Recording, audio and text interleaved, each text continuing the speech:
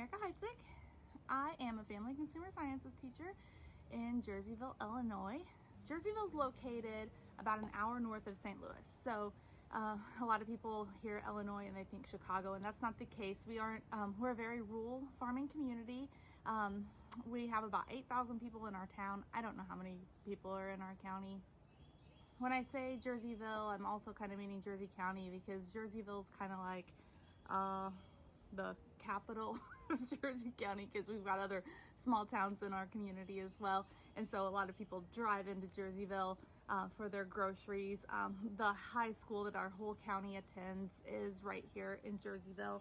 And we have about 1,000 students that attend our high school. We are mostly a white community, meaning 95% of the students that attend our high school, for example, are white, Caucasian, however you want to say it. I'm not good at saying things politically correct, so I don't know. Forgive me if I say something wrong. I love my hometown with my whole heart. Not everyone will say that. Some people will preach just like me. Yes, it's the best place on earth. Because that's how I actually feel. Some people don't feel that way. America is known for being like the melting pot of the world. So cultures from all over the world come here, and it's supposed to be a big old blend. But not in Jersey County. We're all white and it's kind of boring. I don't mean we're all white. We have people that aren't white. But I'm just saying there's not a ton of diversity when you look at skin color. We do have a lot of diversity whenever it comes to restaurant choices. And so I think our students feel like we are diverse because we have 3 Chinese restaurants and 2 Mexican restaurants. We've got multiple pizza, Italian kind of places, but it's all Americanized. Like, I live in a ranch style 2-bedroom home. I live with my husband. We've been married for 3.5 years, and we have a daughter named Kate. She's 14. She attends our high school. What has never made me want to leave here ever is, well, besides I love this place, my family. My family is all here. Although my parents are divorced, both parents live here in Jersey County. About every family would have a car. Whenever a child turns 16, it's very common for them to get their own car. So if you're a family of 5 and everyone's over 16, you're probably going to have 5 cars in your driveway. Not saying that people don't ride together ever, but oftentimes, well, especially being a rural community, it's like we all have our own separate places to go. If you live outside of Jerseyville and you attend our high school, if you're over 16, you might be driving a car. You probably are going to drive a car to school. If you are not, you're probably going to be riding a bus to school.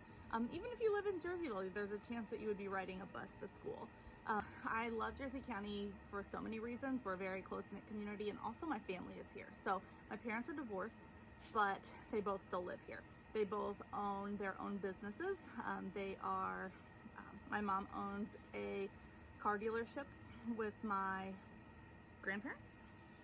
My dad owns a pest control business, meaning like, I don't know, you have ants in your house and he comes over and exterminates them. My husband and I have been married for 3.5 years.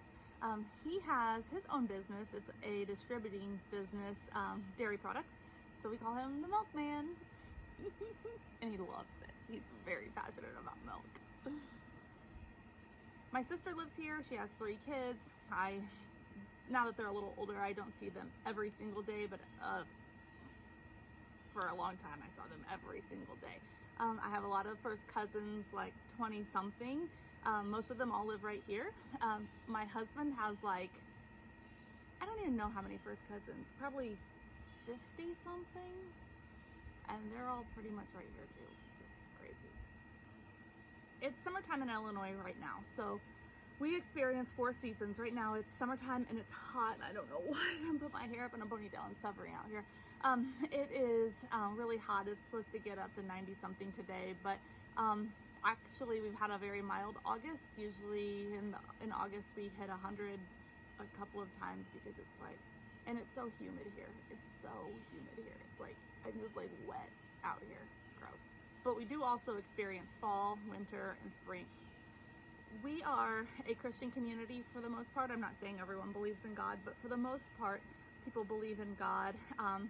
We have several churches. I grew up Catholic. My mom grew up Baptist. It's kind of unusual that it was a little different like that, but I attended a Catholic school, and like a private Catholic school.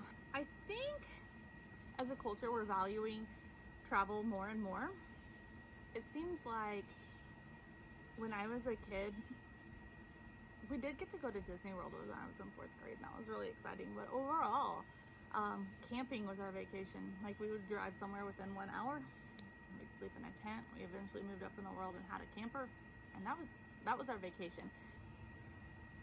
My family and I just went to the beach last week, actually. Me and there were 30 family members that went. We all traveled. We drove for about 12 hours.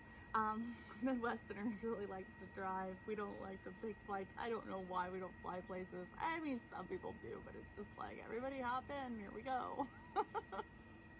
Sports are a big part of our culture. My husband watches football, basketball, baseball on TV. The coronavirus has really affected him because he feels like his life is quite empty right now. But gosh, we've had a lot of bonding. Common sports in our high school, like the fall sports, would be football, soccer, cross country, volleyball. I'm forgetting. Oh, tennis. Staple foods in the Midwest. If you go to the grocery store, chances are you are going to buy milk, eggs, and bread. It's just like every Midwesterner just puts those 3 things in their cart. It's like you have to do it. We have breakfast, lunch, dinner, and snacks. Breakfast is something that my students oftentimes overlook. They come to school hungry all the time, mostly because they wake up at the last minute and they don't make time for it. A lot of parents are working, so a lot of kids are getting themselves up for school and onto the bus or driving themselves to school. They like to sleep till the last minute, and they just don't value breakfast. So for lunch, it's very common to have a sandwich, whether it be from a fast food something or at home you put some meat and cheese on some bread. That is a very common thing. Also, salad. A lot of salad is eaten. I don't know, sandwiches just seem to be a big lunch thing. I don't know. Students at the high school have the luxury of open campus lunch. So they can actually get through their morning and their lunch period. They can eat at school in the cafeteria, or they can go home, they can walk somewhere, they can drive to a restaurant. And oftentimes kids drive to a fast food restaurant, which forms a real habit. So students are oftentimes eating fast food for lunch every single day, which is kind of scary. As a culture, we're busy, and I think families like the idea of sitting down as a family every night for supper, but I think it's something that we don't do like we should. Holidays are a big thing where we all sit around, though, you know, like Thanksgiving, Christmas, Easter, 4th of July, all the families get together and have a big old feast. So that is something that we value, but family dinner night every single night of the week, it's just not like it was 50 years ago. For my family, we dine out a lot. We're a family of 3, and it's kind of hard to cook for 3 people. That's an excuse, I think, but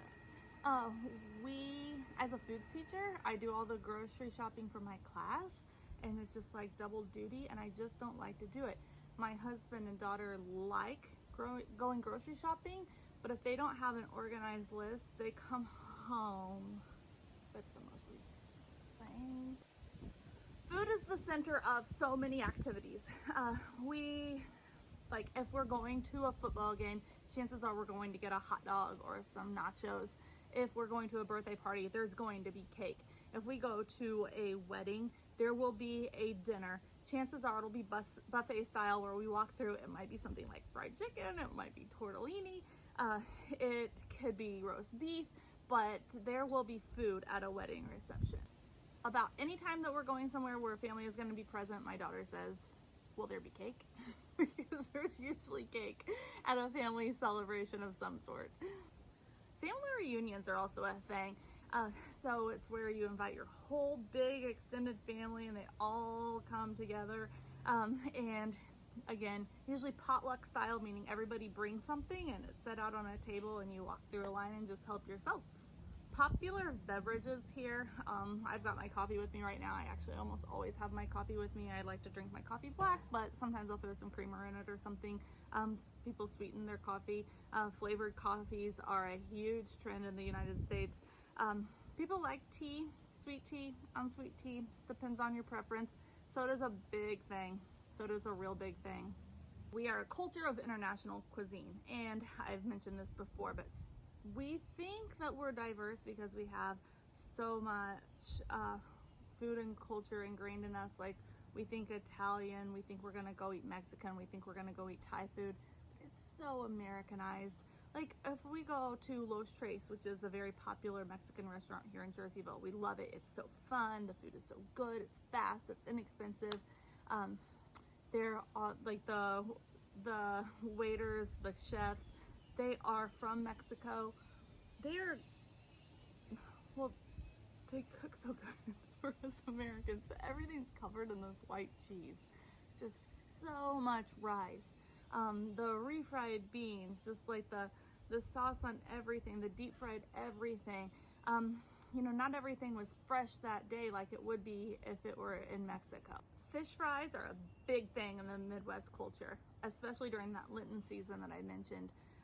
Fish fries, it's fried fish, so it's oftentimes like buffalo or catfish, and it is from we live in a river community. Grafton, Illinois is just, it's here in our county. It's like 10 miles that way. It's a river town. It is river fish, but it wasn't caught fresh that morning unless you and your family went out fishing. It's likely gone through a processor, and it's not like it was fresh fish swimming that morning. It doesn't look like fish when it's served up on your platter. It's processed, it's cut, it's a fillet, it's you know, it's not grilled and really looking like a fish. The idea of eating fish with a head still attached, or like the tail or the fin still on there, I mean, not happening in this culture, unless you're at like an upscale restaurant or something. But to just go to one of our downtown restaurants, you wouldn't see that. Manners, I think, are a really big deal. Customer service is a big deal. So saying please, saying thank you, prompt service, holding doors. You won't, as a restaurant, you will not last long in this community if your customer service skills aren't lacking, because that is something we absolutely value. As far as what I know about cultures throughout the world, I don't know if I know much. Like, I show students videos. I have a friend who has lived in China, traveled to Mongolia, traveled to Kuwait, and she tells me all sorts of neat things. She busts up stereotypes, and it's so good.